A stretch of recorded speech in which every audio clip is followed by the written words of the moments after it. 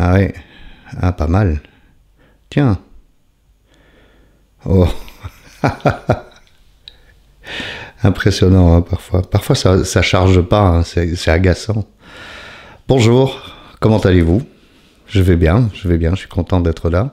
Aujourd'hui, j'avais très envie de parler de connexion et de déconnexion. Pourquoi? Parce que c'est un thème qui m'est chaud au cœur, c'est la solitude. La solitude, la tristesse, le vague à l'âme. Alors bien sûr, avec ces petites machines, on est connecté, mais est-ce qu'on est vraiment connecté ou est-ce qu'on s'est complètement déconnecté les uns des autres? Bon, ma réponse à moi, c'est qu'on s'est déconnecté les uns des autres. Alors, quel est le lien avec les addictions? L'addiction, déjà, clairement, on la voit dans la manière d'utiliser les réseaux sociaux, c'est-à-dire que notre vie est passée... je ne sais pas ce que vous faites et ce n'est pas une critique. Moi, je poste pas, par exemple, des photos de ce que je mange, mais bon, on est passé d'une vie privée à une vie publique, c'est-à-dire qu'on vit en public et on a besoin d'aller voir ce que les autres font et on a besoin de dire ce que nous faisons. À un tel point que pour aller faire pipi, on s'assied, hein, comme garçon, parfois on fait pipi debout, parfois on fait pas pipi assis, mais on prend le téléphone et ça prend un quart d'heure, quoi. C'est pire qu'une pause clope. C'est voilà, parce que je suis en train de regarder sur mon téléphone pendant que je vais aux toilettes. Je vais prendre une douche, il faut que mon téléphone soit dans la salle de bain. On ne sait jamais qu'on m'appelle. Bah écoutez, moi on m'appelle quasiment plus jamais, parce qu'on m'envoie des textos, on m'envoie des WhatsApp, des Messenger, des Signal, enfin on a en plus tous toutes les applications possibles et imaginables pour être sûr de ne pas manquer un message. Donc finalement on est très très connecté. Autre connexion, la connexion qu'on a avec des nouveaux services qu'on nous offre. Alors avant, on allait dans les magasins, et on avait même des magasins de quartier. Maintenant, voilà, on a mis tout ça en péril. Pourquoi? Parce qu'on achète sur Internet, on se fait livrer. Alors on a parfois un contact rapide avec le livreur, hein, ça peut être le facteur ou une société privée qui nous livre, mais la plupart du temps, on n'a plus de contact avec personne. Hein. Quoi d'autre? Bah oui, l'histoire. Moi, j'aime beaucoup cette image on entend pendant le confinement. Vous savez, il y a une coupure d'internet et dans une maison et la famille où habite une famille. Et puis tout d'un coup, ils se redécouvrent les uns les autres. Et puis la légende dit finalement, j'ai redécouvert ma famille. Ils sont plutôt sympas. Le repas de famille, par exemple, c'est quelque chose d'important. Alors moi, je suis célibataire. Aujourd'hui, c'est complètement différent. Mais d'ailleurs, on peut être très seul en étant célibataire. On peut être très seul au sein d'une famille aussi. Mais ce que je veux dire, c'est par exemple le repas de famille, aller faire des courses, préparer à manger, faire des menus pour la semaine, par exemple. Tout ça, c'était joyeux et génial. Aujourd'hui, on en est même arrivé à ne plus faire à manger, à ne plus aller faire des courses, mais à téléphoner pour se faire livrer. Moi, quand j'ai grandi dans les années 70 et 80, on avait des livraisons de pizza qui étaient possibles. C'était la seule chose qui existait. Aujourd'hui, on peut se faire livrer n'importe quelle cuisine, y compris les fast-food. Et en général, quand on se fait livrer, d'abord, ça coûte 3 fois le prix. Et ensuite, d'abord, ça arrive froid aussi, très important. Et ensuite, on mange que des crasses. Donc, pour moi, c'est pas très très bon, puisque j'essaye, comme vous le savez, depuis longtemps, de perdre du poids. Alors, quel est le lien direct avec les addictions? La connexion, c'est aussi de nouvelles addictions. Donc, la nouvelle addiction à son smartphone, hein, Instagram, Facebook, TikTok, on ne va pas blâmer qui que ce soit, mais on est toujours collé sur son smartphone, on l'a toujours dans la poche, on l'a dans le tram, on l'a au bureau, on l'a partout, dans la voiture, au feu rouge, et puis on oublie qu'on ne peut pas, et puis voilà, c'est très dangereux.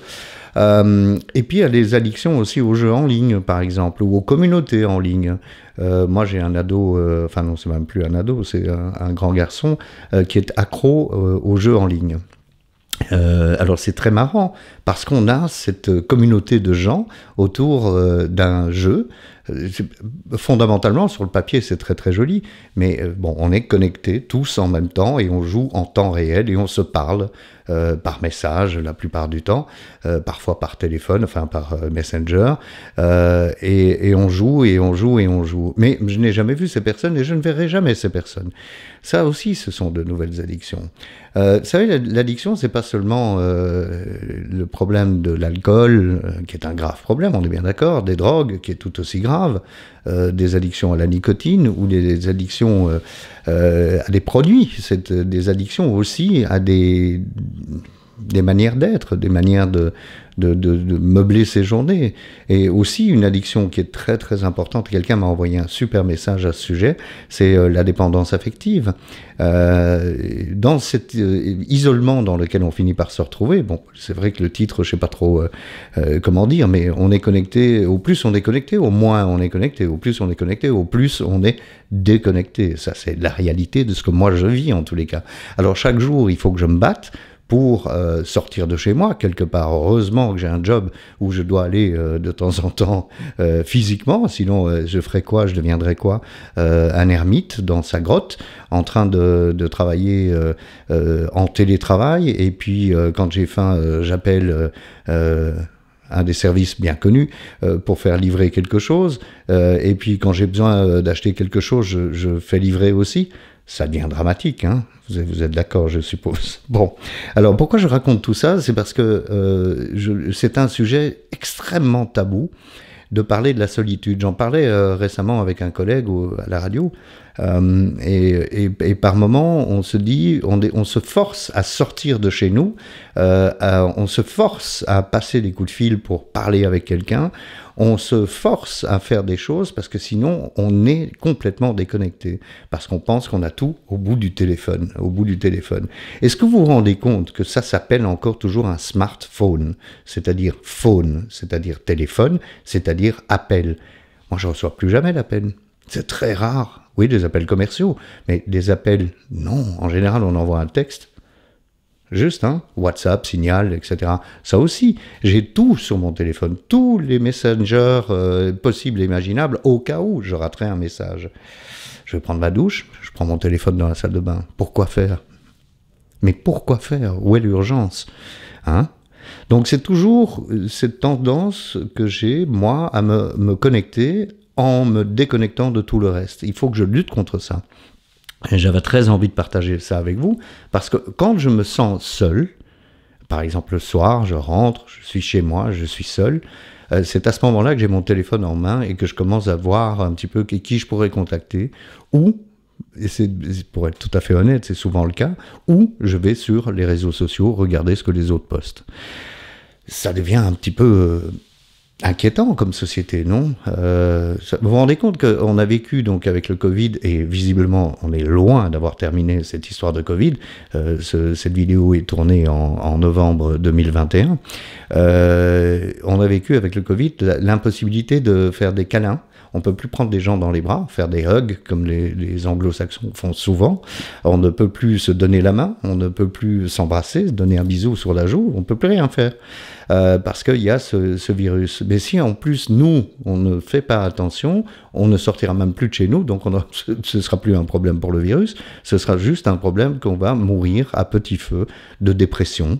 On va être très triste, on va être tous très très malheureux. Parfois, j'ai eu l'impression dans ma vie d'être entouré et d'être très seul. Parfois, j'ai eu l'impression d'être entouré et d'être soutenu. Parfois, j'ai eu l'impression d'être tout seul. Et j'étais effectivement tout seul parce que j'avais repoussé tous les autres. Ça, je vous l'ai raconté hein, dans mes autres vidéos, dans mes histoires, cette manière qu'on a de penser qu'on est seul au monde et que finalement les autres ne s'intéressent plus à vous. Hein. Donc j'avais envie de parler de ça. Voilà, j'espère que ça vous parle. Connecter, au plus je me connecte, au plus je me déconnecte. Voilà, allez, à la semaine prochaine.